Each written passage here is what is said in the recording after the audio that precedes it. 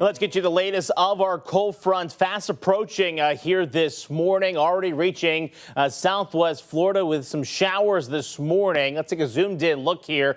You can see that rain all the way through Lake Placid, Arcadia, down to Port Charlotte, now approaching Cape Coral this morning. Now, none of this is terribly heavy, but it is going to be kind of a wet morning for us as that cold front moves on through the area. We're also looking at gray skies as you take a live look here in the Cape. 58 degrees. So it's not too bad really this morning, but that's all going to change as the day goes on. Temperatures across the board here this morning, 50s and 60s.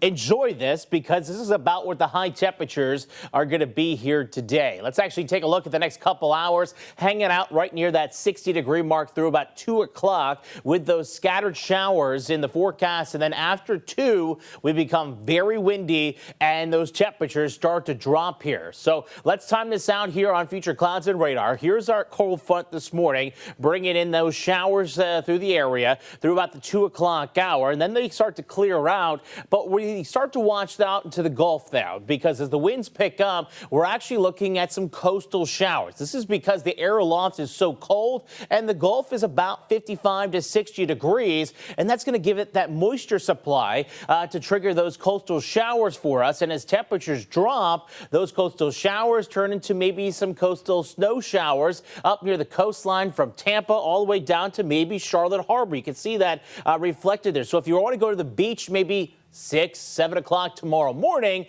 you may get a rare sight of some flurries in the sky. Good news is, though, not going to be accumulating. But the other thing we're watching, obviously, is the wind. And that's going to be picking up after that front this afternoon, gusting already upwards of 25, 30 by 2 o'clock, on our way up to 35, maybe 45 miles an hour right up along the coastline there. That's borderline tropical storm strength winds. That's how strong these are getting.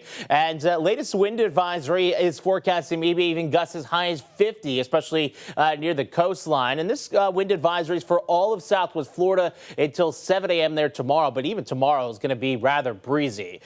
Speaking of tomorrow, let's take a look at those temperatures. We're waking up there tomorrow morning in the 20s and 30s. But with that wind, that's going to be feeling like the teens and 20s. Take out this Moorhaven, 17 degrees. Yeah, bitterly cold. That's why we do have extreme cold warnings for those wind chills in the teens for our inland communities. Freeze warning for all of our inland communities as well, as temperatures expected below 32 for several hours. Could see a hard freeze in some spots inland. And then all of southwest Florida also in a cold weather advisory for wind chills in the 20s if you're not in the teens inland. And tomorrow's not even much better. We're talking highs in the 50s, but with the wind still around out of the north at 17, it's probably going to feel like the 40s all day long. And then not much better Monday morning. Still about freezing, maybe not the wind still out there as much, but it's going to be another cold start to the week here on Groundhog's Day. We're going to be wishing for spring from the groundhog. Good news is, though, we do warm up later in the week, back in the 60s and 70s, and it does look like some sunshine in the forecast later in the week as well.